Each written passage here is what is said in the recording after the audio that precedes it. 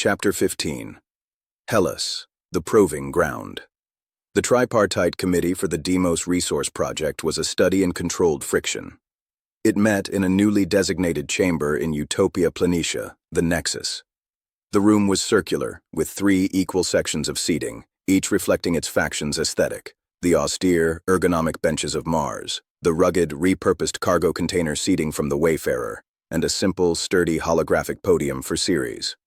In the center, a holotank displayed the schematics for the Deimos processing outpost, a spider-like structure of refineries, habitation pods, and drone docks. Representing Mars was Chief Engineer Vorlan, a man whose precision was etched into the lines of his face. For the Wayfinder Alliance, it was Kai, her datapad already glowing with a dozen open diagnostics. And for Ceres, via a stubbornly clear laser link, Commander Cole's grim countenance loomed over a secondary screen. Observing, but not yet with a vote, sat Ren, leader of the newly christened Frontier Corps. The primary point of failure, Vorlan stated, pointing a laser at a power coupling node in the holotank, is the thermal regulation system for the zero-G smelters. Martian designs assume consistent, managed geothermal or solar input. Deimos has neither. Your proposed solution, he nodded to Kai, uses pulsed fusion backups from the Wayfarer's spare reactor module. This introduces a single point of catastrophic failure and relies on technology with problematic heritage. Kai didn't bristle. She'd expected this. The fusion module has been scrubbed of all Aegis-regulating software. It's a dumb furnace. The failure point is valid, so we add redundancy, Ceres style. She looked at Cole's image. Commander, you have those old hydrogen slush capacitors from pre-Aegis orbital shunts. They're inefficient, but they're simple. They hold a charge for years. We can install them as a tertiary buffer. If the fusion pulses fail, the capacitors give us 72 hours of power to shut down safely. Cole grunted, a sound of approval. We have 12 units. They're heavy. Getting them to Deimos is a logistics problem. That's where the Corps comes in, Ren interjected, leaning forward. We can do the EVA work, manual securing. It's the kind of brute force labor we're built for. No AI drones, no complex programming, just suits, tethers, and muscle. Vorlan's eyebrows raised slightly. It was an elegant, if inelegant, solution. It combined Martian foresight, identifying the failure point, Wayfinder adaptation, the fusion core, Ceres ruggedness, the capacitors, and frontier grit, the labor. It was, in microcosm, the network principle. The proposal has merit, Vorlan conceded, making a note on his slate. We will run the simulations, but this is one system. We have 17 other critical path systems with similar interoperability challenges. Then we solve them one at a time, Kai said. The same way, each faction's weakness covered by another's strength. The committee meetings became the engine of the new society. They were grueling, often frustrating. Martian risk aversion clashed with Ceres fatalism. Wayfinder's salvage-based solutions sometimes horrified Vorlan's sense of proper engineering. Ren's people, brought in for specific labor discussions, often offered startlingly simple, practical insights born of a lifetime making broken things work. During a break on the 3rd day, Rook found Vorlan and Kai on a terrace overlooking one of the smaller agricultural domes. They weren't talking shop. Vorlan was pointing out a specific strain of genetically modified lichen that was critical for regolith processing. It is not the most efficient, Vorlan was saying, but its failure mode is benign. It simply stops growing. Other strains can become toxic. I chose the slower, safer path. Kai nodded. Elegant. You built a margin for human error into the biology itself. She paused. Our approaches are not so different. You build safety into the design. We build redundancy around the failure. The destination is the same. Vorlan considered this. Perhaps. Your path is messier. The universe is messy, Kai replied with a half-smile. We're just trying to match it. The nascent collaboration was fragile, but it was real. It was also about to be tested far beyond supply chains and power couplings. Lyra, the exobotanist from Earth, had been given unprecedented access to the Martian Geological Survey archives. Her official mandate was to identify potential mineral deposits for the network. Unofficially, she was following her own curiosity, cross-referencing everything with the data from the Ceres fragment and the Geneva archive. She found it buried in petabytes of passive seismic data from the Hellas Planitia basin, the deepest, oldest impact crater on Mars. The signal was so subtle it had been dismissed as harmonic noise from the planet's core, but Lyra had seen this pattern before. Not identical, but kin. It was the same family of resonant frequency as the scream from the alien fragment they'd buried at Ceres. But where that was a shriek of isolated defiance, this was a low, rhythmic, patient pulse.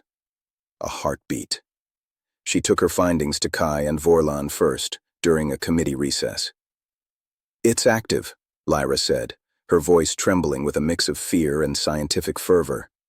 She displayed the data. A clean, repeating sine wave buried in the chaotic rumble of Mars. And it's getting stronger. Amplitude has increased 0.003% per Martian year since the pulse. It's responding to something, or waking up. Vorlan's face was ashen. "Hellas, the quarantine zone." "Quarantine?" Kai asked. Before the Exodus Project unified planetary research, Mars had its own fringe science initiatives. Vorlan explained reluctantly. A group based in Hellas claimed to have detected anomalous neutrino signatures from an object buried deep in the basin. They believed it was non-terrestrial, pre-solar. The Congressional Republic deemed it a distraction, a potential hazard.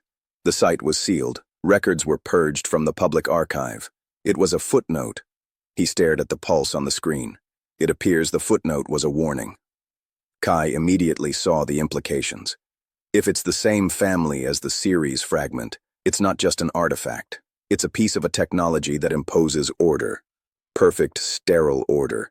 If it's waking up and amplifying, it could begin to rewrite the local physics, Vorlan finished, horror dawning. Starting with the geology of Hellas, then perhaps the atmosphere, the very molecular bonds in the regolith. He looked at Lyra. "You're 0.003%. At that rate of increase, when does it reach a critical threshold?" Lyra ran the calculation. Her eyes widened. "Extrapolating linearly, 11 months, but it's likely non-linear. It could be much sooner." They took it to the full committee, and then, urgently, to Preceptor Vance. The preceptor received the data in her private sanctum, a room lined with real paper books. She listened in silence, her fingers steepled. "This changes the paradigm," she said at last. "The Deimos project is a test of cooperation for long-term survival. This is an immediate existential threat, one buried in our backyard."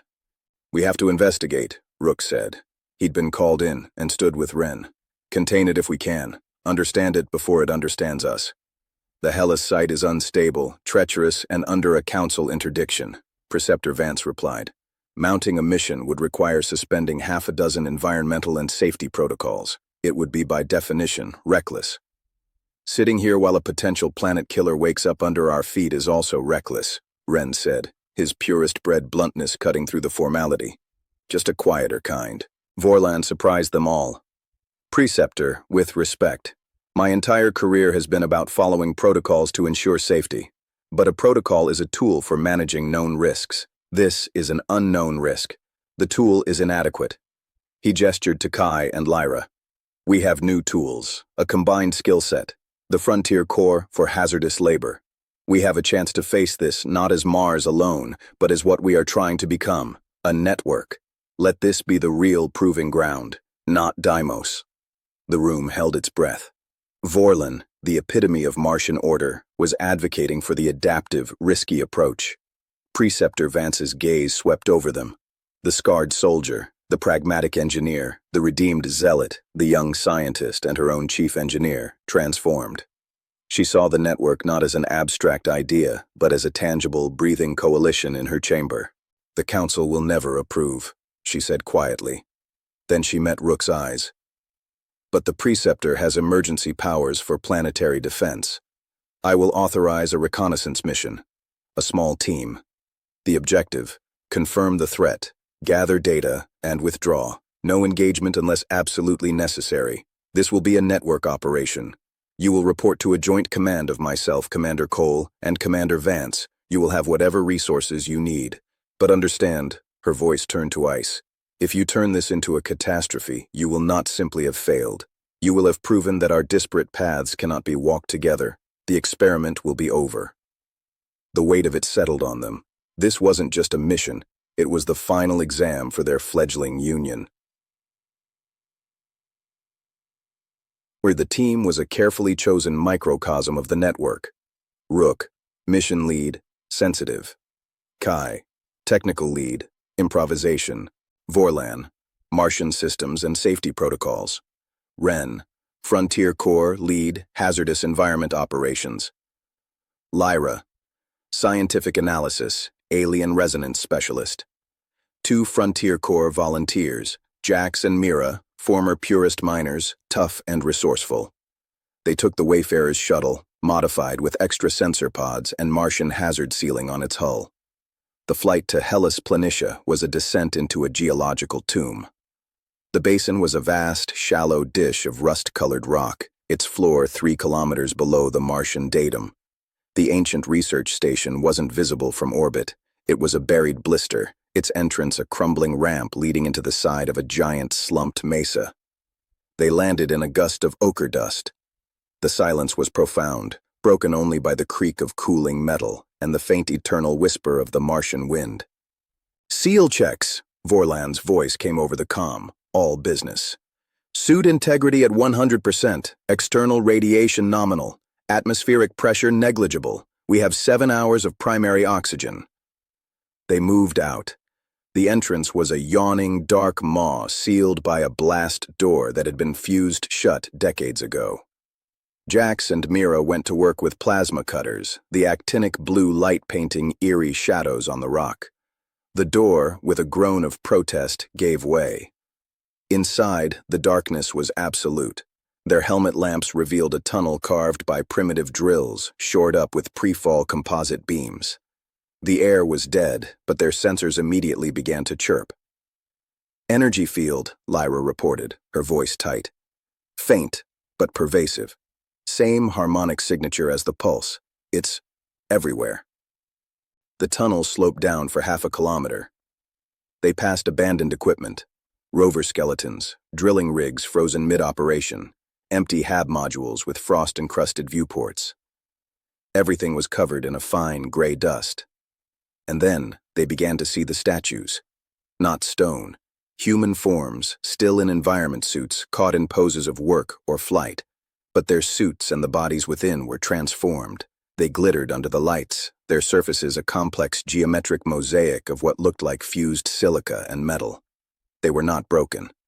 They were rearranged, perfected into static, crystalline sculptures.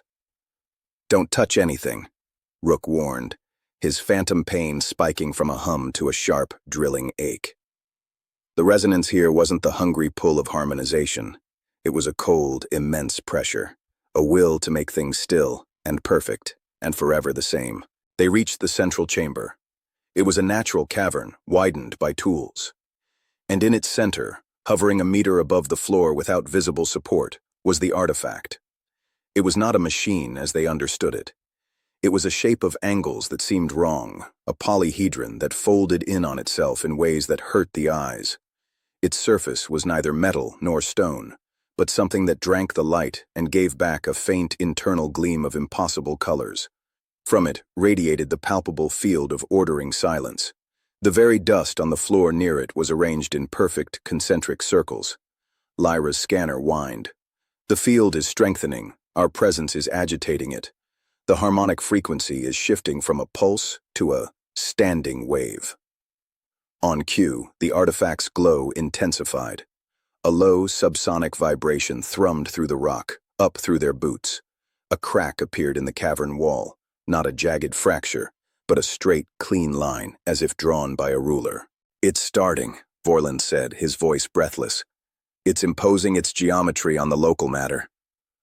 "We need to contain it," Kai said, already pulling equipment from her pack. "The dampening field principle from Ceres.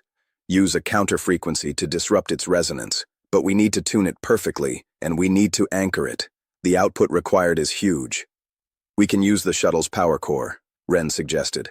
"Run cables down." "The field will attack any complex system," Vorlan countered. The cables, the emitters. It will try to simplify them into static. Then we keep it simple, Rook said, an idea forming. Ren, your people. Manual labor. You run and shield the cables. Physical protection. Kai and Vorlan, you build the emitter here, at the threshold. You use the simplest components possible. Lyra, you feed them the frequency data. He tapped his temple. I'll be your tuner. I can feel the resonance. I'll tell you when you're close. It was an insane plan. A fusion of brute force, precise engineering, scientific intuition, and psychic sensitivity. It was the network in action, or it was a chaotic mess that would get them all killed. They didn't have a choice. Jax and Mira became runners, hauling heavy, shielded power cables from the shuttle, wrapping them in emergency insulation blankets, laying them through the tunnels like lifelines. The artifact's field reacted. The dust around the cables began to crystallize. The insulation cracked and flaked, but the cables, being simple conductive metal, resisted longer. Kai and Vorlan worked at a frantic pace at the chamber entrance, assembling the dampening emitter from spare parts. Martian waveguides, Ceres capacitors, Wayfinder frequency modulators. They argued over every connection, but the arguments were swift, technical, and focused on survival. Vorlan's precision ensured stability. Kai's improvisation solved problems Vorlan's manuals didn't cover. Lyra monitored the artifact's shifting frequency, calling out adjustments. It's adapting, shifting to a harmonic of the primary. New frequency is transmitting now. Rook stood between them and the artifact, his eyes closed, his world reduced to the screaming pressure in his skull. He felt the artifact's cold, perfect rhythm. He felt the nascent, ragged counterpulse from Kai's and Vorlan's machine as they tuned it. Warmer, he gritted out. Higher, now lower. A fraction. There. That's dissonance. You're creating noise in its pattern. Amplify that node. Sweat beaded on his brow inside his helmet. The pressure was becoming physical, a vice on his lungs. He saw flashes in his mind. Geometric perfection, infinite stillness, the terrible appeal of an end to all struggle, all choice. Join the order, the pressure whispered, not in words, but in pure concept. Be complete. Be at peace. He remembered Chen unfolding. He remembered Leo's peaceful smile. He remembered the scream of the Ceres fragment. This was the opposite side of the same coin, not chaotic simplification, but imposed perfection. Both were erasures. No! He roared, not aloud, but within his mind, pushing back with the sheer, messy, defiant noise of his own consciousness, his guilt, his grief, his stubborn, illogical hope. He focused on the discordant whine of Kai's machine, on the grunt of effort from Jax as he hauled a cable, on Vorlan's precise capacitor charge at 98%. He fed that noise into his perception and used it as a weapon against the silence. Now, Kai, full power, now. Vorlan threw the final switch. The dampening emitter fired. No visible beam, but a wave of focused, chaotic sonic and electromagnetic energy tuned to the exact disruptive frequency Lyra had calculated and Rook had refined. The effect on the artifact was instantaneous. Its perfect internal light stuttered. The subsonic hum wavered, then broke into discordant fragments. The geometric cracks in the walls stopped propagating. For a long moment, it fought back, the field intensity spiking, trying to rewrite the disruptive energy into its own pattern.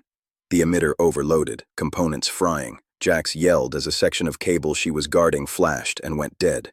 But they had built-in redundancy. A backup capacitor bank, rigged by Kai, kicked in. The disruptive wave continued. With a final, silent shudder that Rook felt in his teeth, the artifact's light dimmed to a faint, dormant glow. The oppressive pressure vanished, leaving behind a normal, empty silence. The pulse from the deep seismic data, they would later confirm, had flatlined. In the cavern, lit by smoking electronics and helmet lamps, the team stood panting, surrounded by crystalline statues and the dormant alien geometry. No one spoke. They just looked at each other. Martian, Wayfinder, Ceres surrogate, Earth refugee. They were covered in dust and sweat. Their equipment was half destroyed, and they were alive. They had not just contained a threat. They had proven that their coalition of mismatched parts could work. that order and chaos, precision and improvisation could be woven together into a tool strong enough to face the strange and terrible logic of the universe. Vorlan was the first to break the silence, looking at the quieted artifact with something like awe. The protocol would have failed here. Kai, wiping soot from her faceplate, managed a tired smile. Good thing we wrote a new one.